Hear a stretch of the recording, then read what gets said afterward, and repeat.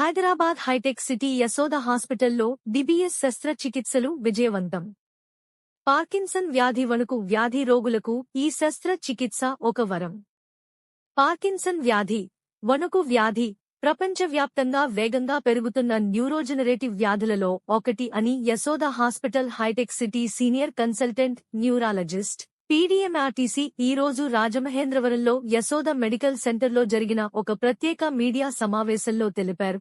ఈ సందర్భంగా ఆమె మాట్లాడుతూ, మన దేశంలో ప్రతి 1 లక్ష జనాభాలో 42% నుంచి 60% మంది పార్కిన్సన్ వ్యాధితో బాధపడుతున్నారు. ఈ వ్యాధి బీపీ, షుగర్ లాగా జీవితాంతం కొనసాగే వ్యాధి.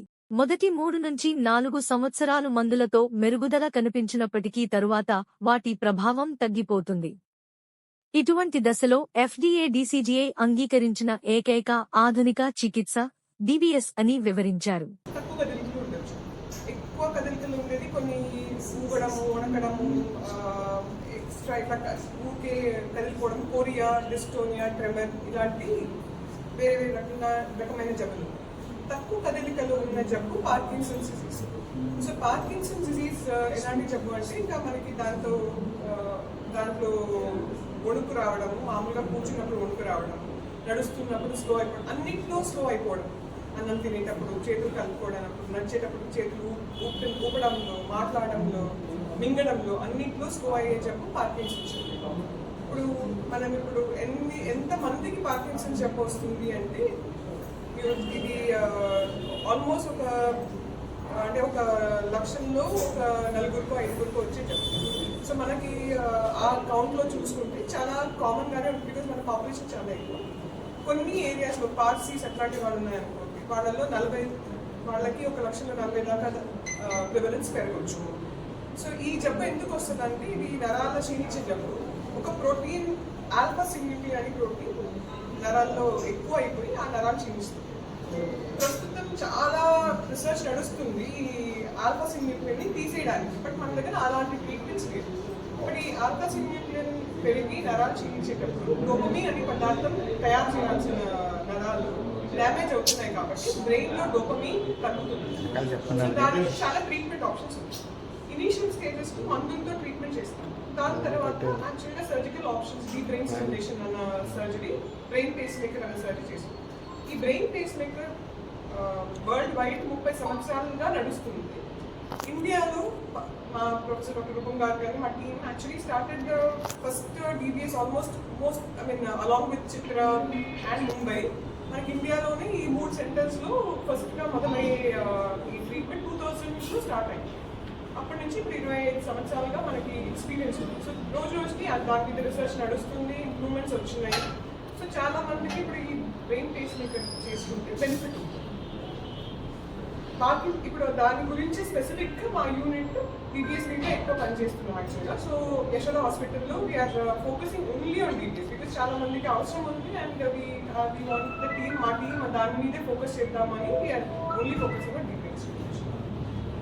పార్కిన్సన్ జబ్బు చిన్న వయసు, పెద్ద వయసులో అందరికీ రావచ్చు. సో స్పెషల్లీ యంగర్ ఏజ్ గ్రూప్లో ఉన్న వాళ్ళకి ఈ సర్జరీ చేసినాక వాళ్ళకి అట్లీస్ట్ చాలా వరకు ఇంప్రూవ్మెంట్ వస్తుంది, ఇది కంట్రోల్ చేస్తుంది జబ్బుని. సో దాంతో వాళ్ళు they can live their life normal. At least వాళ్ళు జాబ్కి వెళ్ళచ్చు, ఫంక్షన్ చేసుకోవచ్చు, అన్ని పనులు చేసుకోవచ్చు. So this is how the surgery uses. తగ్గించదు, పర్మనెంట్ క్యూర్ కూడా కాదు, ఇది ట్రీట్మెంట్. సో పర్మనెంట్ క్యూర్ అంటే నరం డ్యామేజ్ చేయడాన్ని ఆపడానికి, అలాంటి ట్రీట్మెంట్ అసలు ఇప్పటి దాకా లేదు. వచ్చేటట్టు ఉంది, కొన్ని ప్రాజినిమాబ్ అని ఒక యాంటీబాడీ తయారు చేసి ట్రై చేస్తున్నారు, కానీ అది వచ్చే వరకు మనం ఓన్లీ ట్రీట్మెంట్ చేస్తాం. అంటే బీపీ, షుగర్ లాగా వచ్చినప్పుడు ఒకసారి జబ్బు వచ్చింది అనుకుంటా, దాన్ని కంటిన్యూస్గా మేనేజ్ చేసుకుంటూ ట్రీట్మెంట్ చేయాలి. ఇప్పుడు షుగర్ లాగే అనుకోండి, ఫస్ట్ ఇనీషియల్గా మందులతో చూస్తారు, కొంచెం మందులతో సైడ్ ఎఫెక్ట్ రావడం మొదలైంది, ఎక్కువ డోసులు పెట్టాలి అనుకుంటే సర్జికల్ ఆప్షన్స్ కంట్రోల్ చేసుకోవచ్చు. సో పేస్ మేకర్ కంఫర్ట్ ఏంటంటే మనకి 24/7 ఆ పేస్ మేకర్ నడుస్తూనే ఉంటుంది కాబట్టి ఇది అంతా ఎఫెక్ట్ నడుస్తుంది. దాంతోపాటు కొంచెం మందులు వేసుకోవాలి, ఇట్ ఇస్ నాట్ అట్ మందులు మొత్తం ఆపేయగలుగుతామని, బట్ బాగా కంట్రోల్, బాగా ఇంప్రూవ్మెంట్ వస్తుంది. సో ట్రైమర్స్, డిస్టోనియా అంటారు, అవి కూడా ఇలాంటిదేనండి? కొరియా, డిస్టోనియా, వేరే ట్రెమర్స్, అది హైపర్ కైనెటిక్ మూవ్మెంట్ డిజార్డర్స్ అంటాం. ఇప్పుడు ట్రెమర్ అనేది వణుకు జబ్బు. వణుకు అనేది రెండు రకాల వణుకులు ఉంటాయి. డామినెంట్గా డివైడ్ చేసుకోవాలి. ఒకటేమో మనకి మామూలుగా కూర్చున్నప్పుడు రెస్ట్లో ఉన్న ట్రెమర్, అది పార్కిన్సన్ జబ్బులో వస్తుంది. కొందరికి ఎసెన్షియల్ ట్రెమర్ అని పెద్దవాళ్ళకి వస్తుంది. అంటే ఇప్పుడు చాయ్ పట్టుకోవాలి, అన్నం తినాలి, ఆ టైంలో వాడుకోవడానికి వస్తుంది. అది ప్లేట్ పట్టుకున్నారు, ఆ ప్లేట్లో ఉండిపోతుంది. దీన్ని ఎసెన్షియల్ ట్రెమర్ అంటారు. ఈ ఎసెన్షియల్ ట్రెమర్ కూడా డీబీఎస్ చేయొచ్చు, బ్రెయిన్ పేస్ మేకర్ పెట్టచ్చు. బట్ ఎసెన్షియల్ ట్రెమర్ వేరే రకమైన జబ్బు.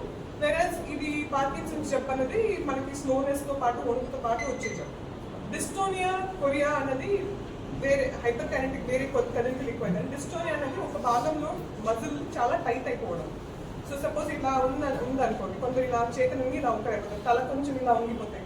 సో దాన్ని డిస్టోనియా అంటాం. అంటే మజిల్ చాలా టైట్గా పుష్ చేస్తుంది. ఇది కూడా బ్రెయిన్ జబ్బే. అది చిన్న వయసులో వచ్చిన వాళ్ళకి జెంటలైజ్ డిస్టోనియా అని ఫుల్గా బాడీ మొత్తం రావచ్చు. కొందరికి ఓన్లీ నెక్తో సంబంధించి ఉండొచ్చు, కొందరికి ఓన్లీ రాసేటప్పుడు ఉండొచ్చు, రైట్ డిస్క్రాంప్ అని. సో ఆ డిస్టోనియాకి ట్రీట్మెంట్ బొట్లియం టాక్సిన్ అని ఇచ్చి చూడొచ్చు. బట్ జెంటలైజ్ డిస్టోనియా ఉందనుకోండి, మొత్తం శరీరంలో ఇంజెక్షన్ ఇవ్వలేము కాబట్టి అప్పుడు కూడా బీబీఎస్ సర్జరీ పనిచేస్తారు. సో ఈ మూవ్మెంట్ డిజార్డర్స్ అన్నిటికీ కూడా deep brain stimulation brain techniques కొన్ని బాగా పనిచేస్తాయి.